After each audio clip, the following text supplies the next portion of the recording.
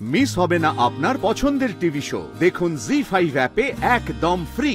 আজকে সকালে যখন আমি এই বাড়িতে এসেছিলাম রতুরের সাথে দেখা করতে, রতুর ঠিক আছে কিনা জানতে, ওকে সবটা জানাতে, তখন আমাকে চরম অপমানিত হতে হয়েছে। আমি জানতাম তুমি আমাকে এরকম কিছু একটাই বলবে, কিন্তু বিশ্বাস করো আমি একটা বিশেষ কাজে এখানে এসেছি।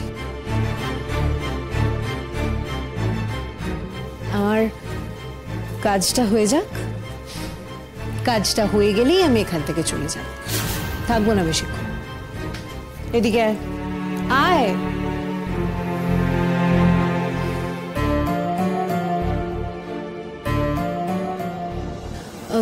তোমাদের সবার সাথে ওর আলাপ করিয়ে দিই। ওর নাম প্রীতম, আমার কলেজের বন্ধু। ও আজকে এখানে এসছে কিছু কথা বলতে, বলাই যায় যে কিছু কথা স্বীকার করতে।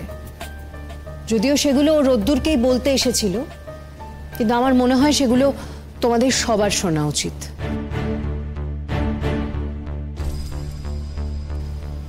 বল নিজে মুখে নিজের কীর্তির কথা বল, স্বীকার কর। কি হলো প্রীতম, চুপ করে দাঁড়িয়ে আছিস কেন? বল, সবাইকে বল। গুঞ্জা, আবার কি নাটক শুরু করে তুমি আজ? আন্টি, আমি চাই না যে তোমরা কেউ আমাকে ভুল বোঝো। আমি একটু সময় নেব, বেশিক্ষণ সময় লাগবে না। আমার কাজটা শেষ হয়ে গেলে আমি এখান থেকে চলে যাব। আমি তোমাদের সামনে হাত জোর করে বলছি, প্লিজ আমার কথাগুলো একটু বলার সুযোগ দাও।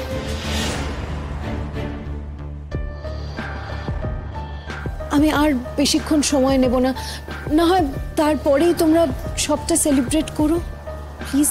আহা গো বেচারিরা, আর সত্যি তো গুঞ্জা যখন কিছু বলতে চাইছে বলুক না একটু। একদম ঠিক বলেছ, ঠিক বলেছ। হ্যাঁ গুঞ্জা, বলো কি বলবে। সরি, কাল রাতে ক্লাবে যা হয়েছে তার জন্য আর কেউ দায়ী নয়, তাই আমি।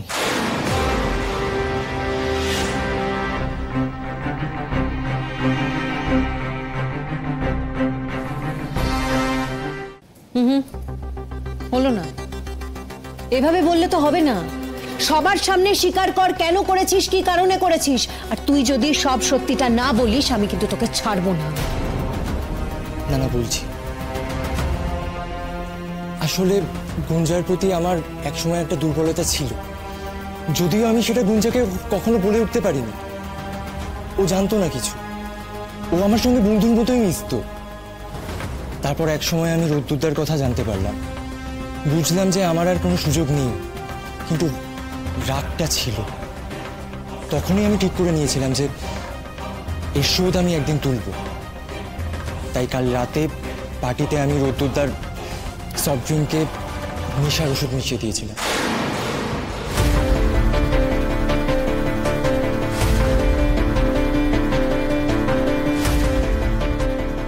রোদ্দুরদা, আমি আবার বলছি সরি, আমার সত্যি খুব ভুল হয়ে গেছে।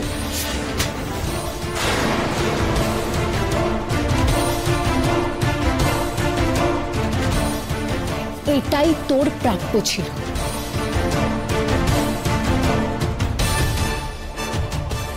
কি রে গুঞ্জা, এটা তো কথা ছিল না।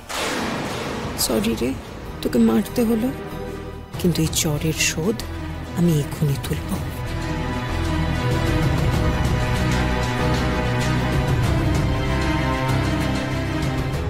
সরি রোদ্দুরদা, আসলে গুঞ্জার এতে কোনো দোষ নেই। আমাকে তুমি প্লিজ ক্ষমা করে দাও। It's okay. এবার যা এখান থেকে, তোর মুখ যেন এরপর আমাকে আর কোনোদিন না দেখতে হয়। আর তোর জন্য না এই একটা চর যথেষ্ট নয়। তুই জানিস তোর জন্য আমার কি ক্ষতি হয়েছে। আজকে রোদ্দুর আমাকে ভুল বুঝেছে, ময়না আমাকে ভুল বুঝেছে, এবার এই প্রত্যেকটা মানুষ আমাকে ভুল বুঝেছে।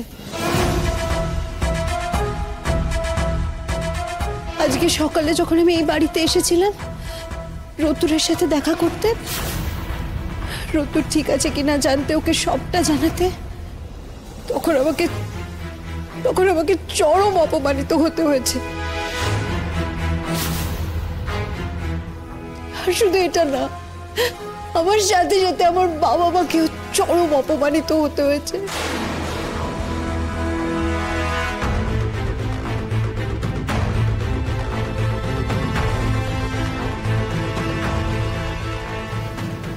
কি হয়েছে গো?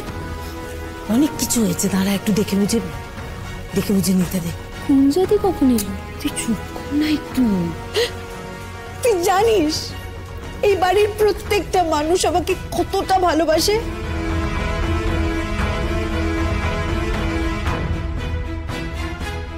তুমি আজ সকালে আমাদের বাড়িতে এসেছিলে? এসেছিলাম, তোমাকে সব সত্যিটা জানাতে এসেছিলাম।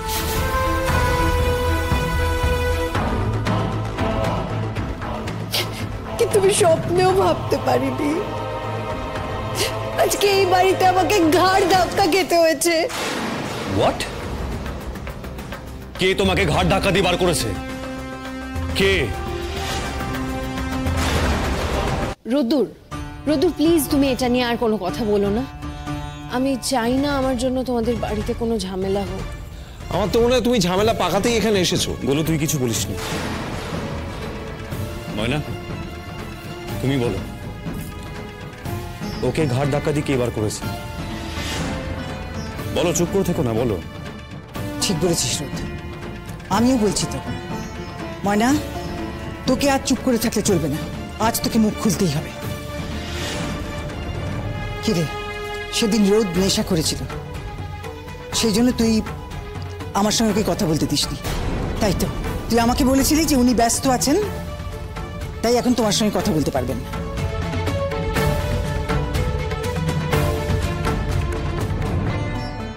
তারপরে আরেকটা কথা বলেছিলি যে তুই নাকি রোদকে কি একটা কথা বলবি, সেই জন্য রোদ তোকে কোথাও একটা নিয়ে যাবে। আসলে তো রোদ নেশা করেছিল, আর সেই জন্য তুই ওর সঙ্গেই ছিলি, তারপরে বাড়িতে ফিরিয়ে এনেছিলি, তাই তো? ময়না, তুই কেন সেদিন আমাদেরকে এই ঘটনাগুলোর কথা বললি না? তোর বড় মা তো তোকে সোজাসুজি জিজ্ঞেস করেছিল, আমার সামনে জিজ্ঞেস করেছিল, তখন তুই চুপ করে রইলি, কেন বললি না? আমি আর তোর বড় মা দুজনে কিন্তু বুঝতে পেরেছিলাম তুই কিছু একটা লুকোচ্ছিস। তুমি বুঝতে পারছো না কেন? আমার কাছে কিন্তু অঙ্কটা একেবারে পরিষ্কার। গুঞ্জা রোদকে নিয়ে গিয়েছিল, ওকে নেশা করিয়েছিল, আর সেই অবস্থায় ময়না রোদকে পরে ফিরিয়ে এনেছিল। দেখ রোদ, আমি জানি না সকালে ময়না গুঞ্জাকে কি বলেছিল, ময়নার সাথে গুঞ্জার কি হয়েছিল, আমি কিচ্ছু জানি না। কিন্তু একটা কথা বলতো, এর জন্য তুই ময়নার কাছে কৈফিয়ত চাইছিস। আমার তো মনে হয় তোর ময়নার কাছে কৃতজ্ঞ থাকা উচিত। জি5 ডাউনলোড করুন আর সব এপিসোড দেখুন একদম ফ্রি।